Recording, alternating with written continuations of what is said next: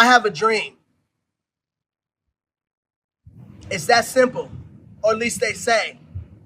I have a dream that one day CF will stand for Cure Found. But it's profound that one day always look like someday. But that someday is always so far in the future, I can't see it. It's like miles away.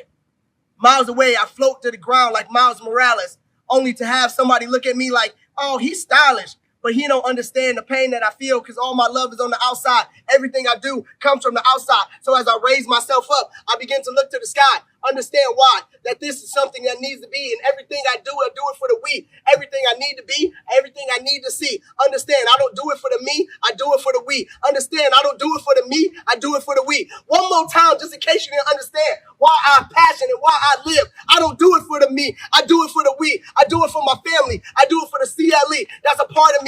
But understand, when I look at these people, they never get to see the insides of my outside. They don't understand with every breath I take, with every breath I take, with every breath I take is another moment for my lungs to quit. I'm sitting here looking at fate like, why did you choose me? Why did you put this pressure on my back? I understand that you thought I could be strong enough to carry and hold this pain. With me, I'm going insane on the inside. All I can think about is the day that someday CF will stand for Cure Found, and I find myself looking to the sky, asking myself, wondering why. Shall everyone and you can be. I do it for them. I do it for the we. I do it for my family. I do it for the people that I say breathe easy to. Understand that these people are part of me. Everything in my life I drive to be. I drive for thee. So when I say I have a dream, that means they have a dream. That means I have a dream. That means everything we can see. That means one day CF will no longer be bound by me. That I do not have CF. CF will no longer have me. Understand, my drive is what keeps me alive. And my dream is that sometime we won't have to talk about thee. So the question is, who is that and who am I? So my name is Nicholas Kelly. Nick is fine. And I'm a lot of things. I'm a lot of things that we'll go over today. But most importantly, I'm an individual who is driven by passion. Passion is what drives me. What you just witnessed was a true testament of passion, as not one word in that was written down. All of that was in the moment because passion allowed me to say it. Passion allowed me to flow. So now, what's a little bit about me? Let's find out a little bit about me. So I was born March 16th, 1987. I am a Pisces. Any other Pisces in the room? There we go. Team Pisces on the wall. Yeah, okay. Get after it. So I was diagnosed with cystic fibrosis when I was 3 months old. That part's not interesting. I was very sick as a child. Also not uncommon. The thing that's interesting is 37 years ago, they didn't think African Americans could have the disease, so no one would test me for it. So as I continued to get sicker, it was actually my mother who did the research and she diagnosed me. So shout out to my mom for that.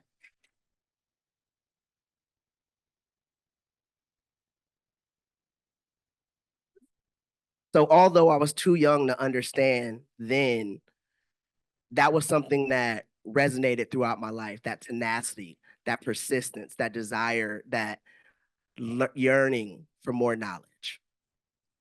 Now, we have a room full of very intellectual people here. We have researchers. So I'm not going to bore you with the statistics and the things of CF, okay? We know lungs, GI system, pancreas, we know those things, right?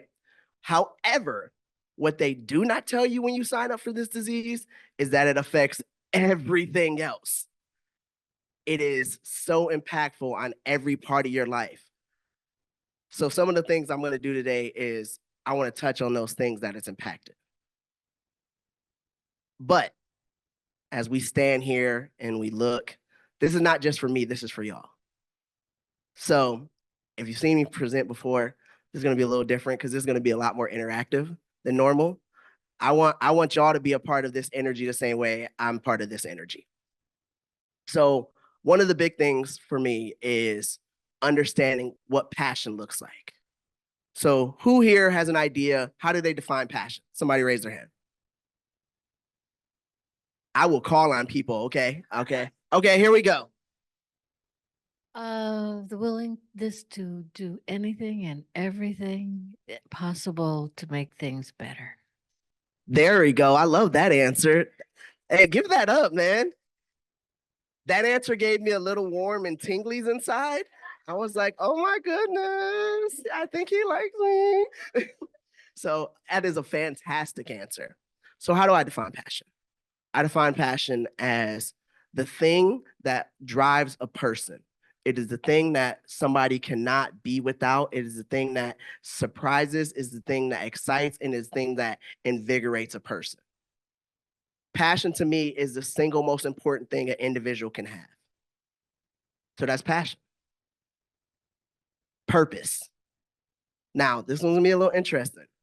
How does someone describe purpose? Hands. I will walk up to you. You got a 3-second countdown. 1, 2. Oh, Kelly, there we go. Look at that. Look at that. We have someone right in the front row. I knew you were going to call me. Purpose. I think that's, you have your own personal mission and you know what you're operating towards and you have an insight at the end of the line. So, yeah. Okay, there we go. Thank you for that. Give it up for Kelly. Appreciate that. So for me, purpose is the external display of passion. So you find, yes, very much so. It's pretty much the same thing. So what you do is you find passion, you utilize purpose. So that's how that looks. And all of those come together to increase productivity. So, or what I like to call the 3 Ps. So the reason that's important is because when we find passion, we find it, now we have it, we go. Now it's a question of what do we do with it? What do we now turn that passion into? And it's whatever passion we may have. Sometimes it's big, sometimes it's small. Everyone in this room has a passion for one goal, making CF stands for Cure Found. That's the passion we have. But coming to a CFRI conference and learning, that's how we externally display that passion. Do you see? And by doing this, by learning, as we said, we have everyone in this room, all the researchers, all the really, really smart people, all the people online. Shout out to y'all. All those people, and then who will turn this into a podcast. All of those people will help increase the productivity of making that passion a reality or seeing that end goal. That's what's really important. As we go through, and there's so many factors that go into passion. For me, let's talk about some of my passions. So I am a registered and licensed dietitian with my master's in food nutrition. Thank you.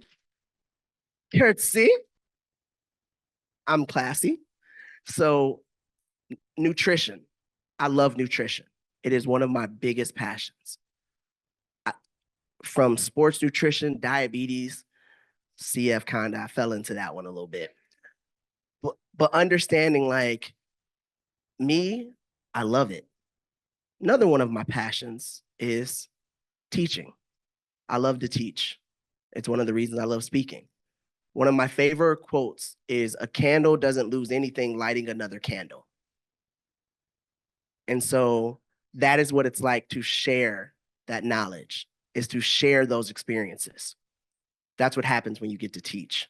You get to educate, you get to inform, you get to allow someone to learn and be in on your passion. Another thing that I am really passionate about is the arts. So I am huge on the arts. If anyone was at NACFC, they may have saw a couple dance moves, may or may not have a few, dance. I was a professional dancer for 12 years, hip hop, lyrical, and expression. As you saw, I'm a poet, photographer, a DJ, I draw. So the full arts. I am in love with the arts, and even the skills I can't do. I can't paint, but I love it. So look, we can't all be good at everything. I do not need your judgment. So having those outlets, having those creative outlets is something that's so important. So those are some of my outlets. I want someone to just yell out some of your favorite creative outlets. Anyone? Cooking, nice. Who to what? What did you say?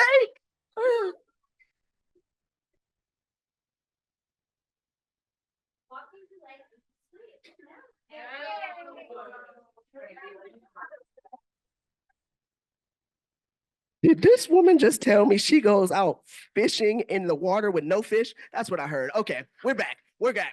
Yeah, swimming. Okay, I got it. Message received. Okay, so we got cooking. We have ice diving fishing situation. Swimming, excuse me, ice diving swimming situation. Correction. Singing. Oh, yes, the vocals.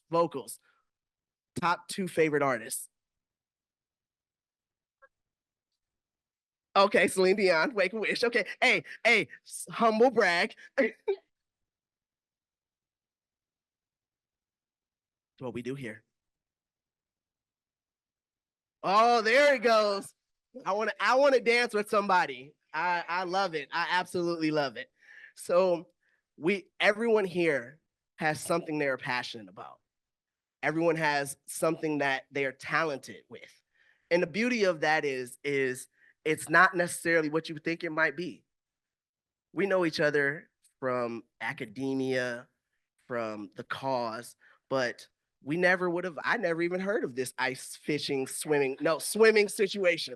I've never, yeah, like ice swimming. I've never even heard of this. Like, that's a thing. Okay. Apparently people do that for fun.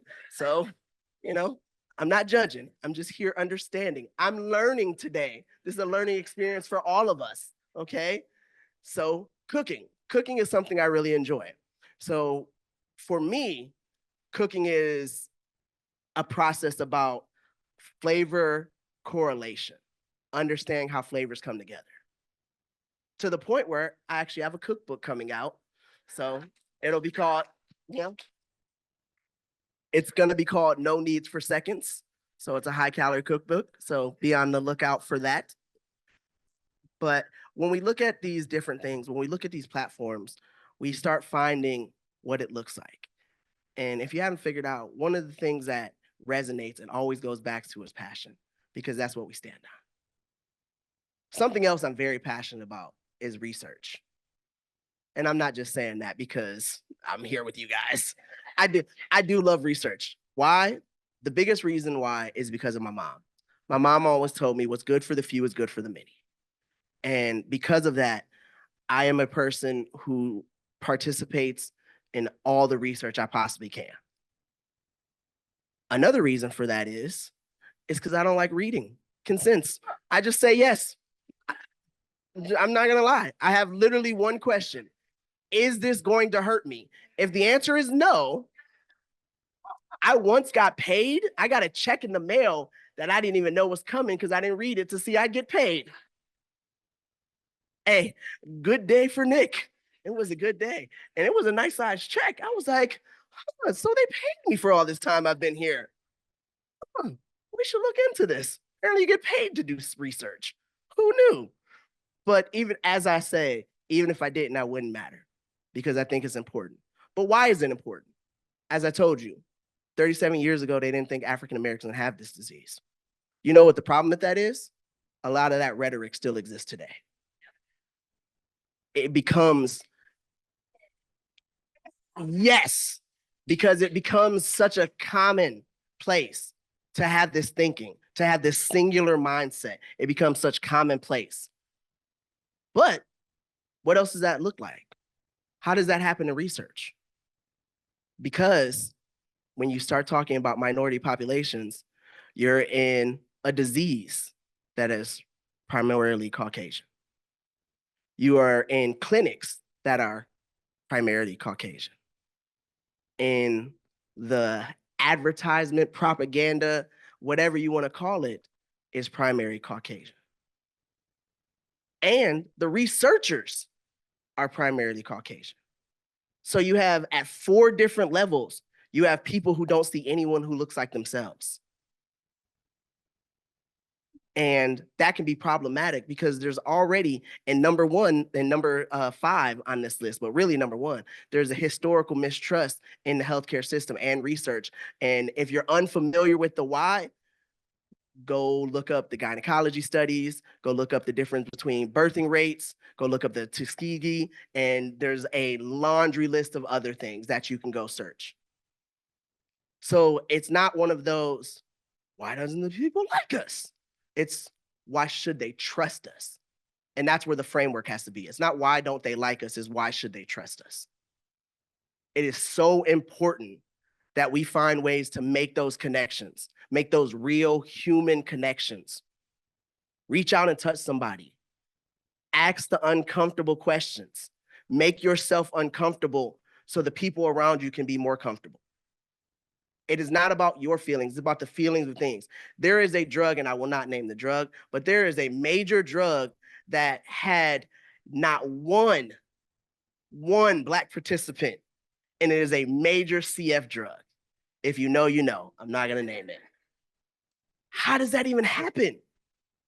You tell me y'all couldn't find one Black person?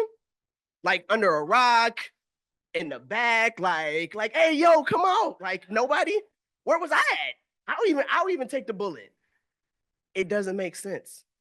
The fact that can be allowed today doesn't make sense. It's why I'm so, what's the word I'm gonna use? Passionate. There you go. There you go. I was actually gonna say it's why I'm so flexible. See? See? You think you know, and you gotta keep you on your toes. Keep you on your toes. But it's the reason I'm so passionate about it. Because I wanna have these conversations. And for these conversations, I'm going to ask another question. All righty. So if there is one element of research, one element that you could change, pie in the sky, I don't care what it looks like, what would be one element? All right, give me some hands. Inclusion of the 10%. Yes, that deserves a clap. Look, come on, inclusion of the 10%.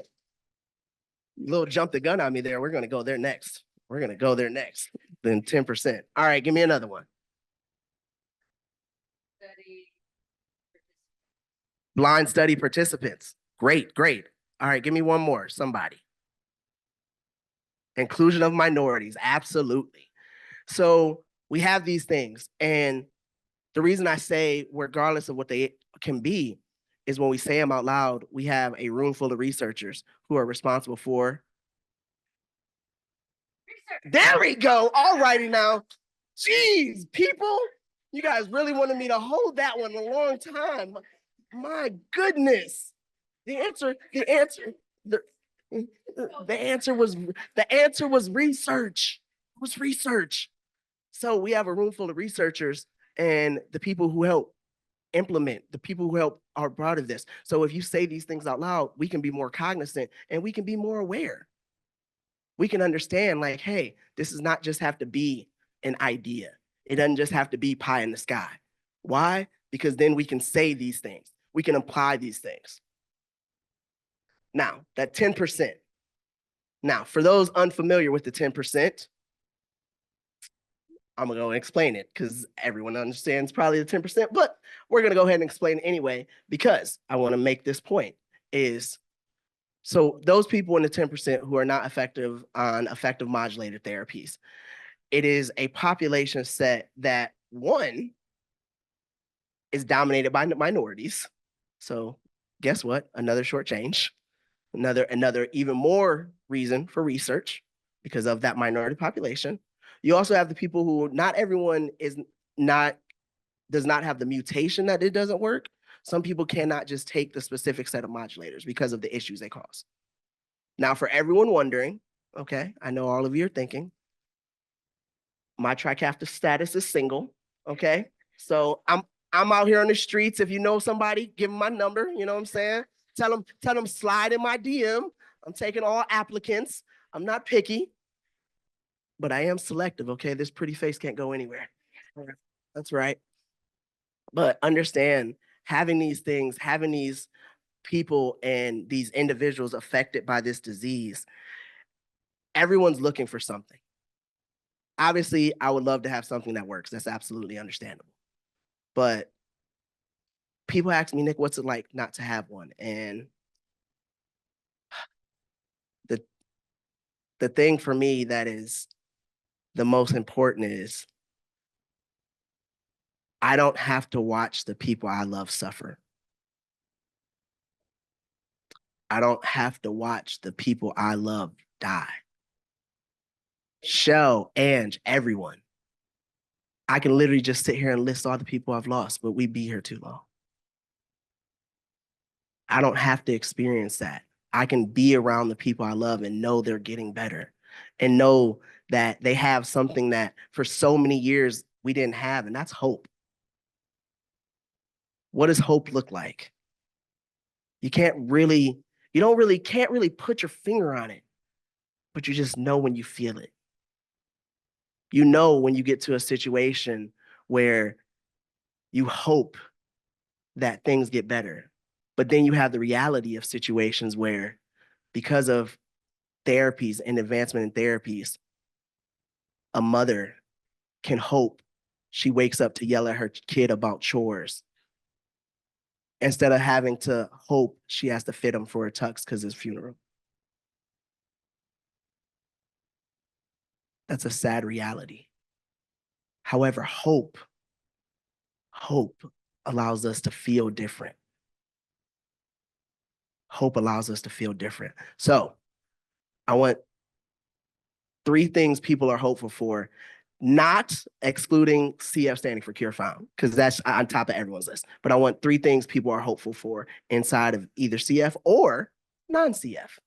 And we're going to start with Siri because I said so. Obviously, you have to still say it, even though you say I can't say it, but that we do want cures. We want things that are going to improve people's quality of life. And for me, because of who I am, I just want community and connection, and that everybody can pull together and feel uplifted by one another as we walk this path. Look, there we go. I got right here. Some universal health care would be really nice. Okay. All right. Give me one more. Who else wants to give me one? Hey, she is hot. We're going to get someone else, okay? I hope that tomorrow and tomorrow and tomorrow, everybody is here with us. I love it. I love it. And let me get one more. Oh, wait, what? What was that?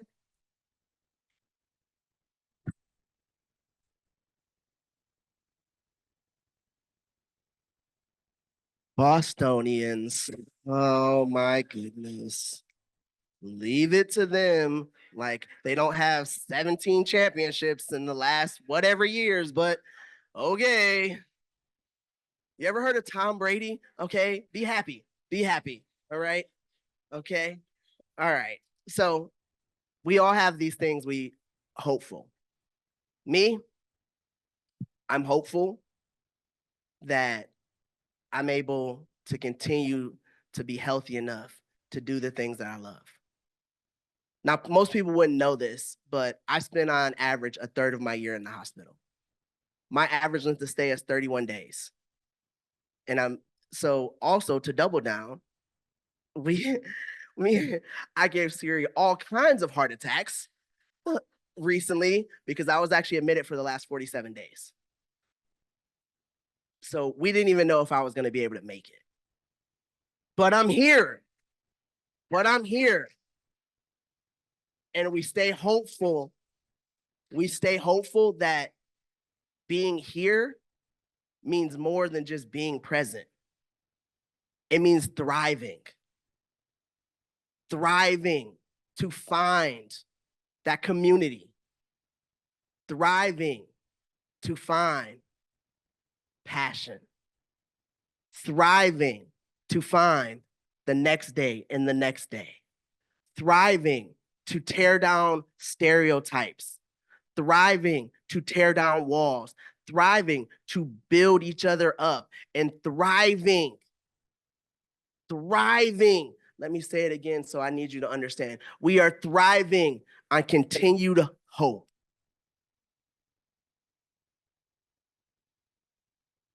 I want to be in a situation where I can stand up here and the conversation becomes, Nick, what are you going to do next? And my answer will always be, I will find passion. I will utilize purpose. And I will share my knowledge, which ultimately will increase my productivity. The thing that is most important to me is being a part of the community that has me a part of this community.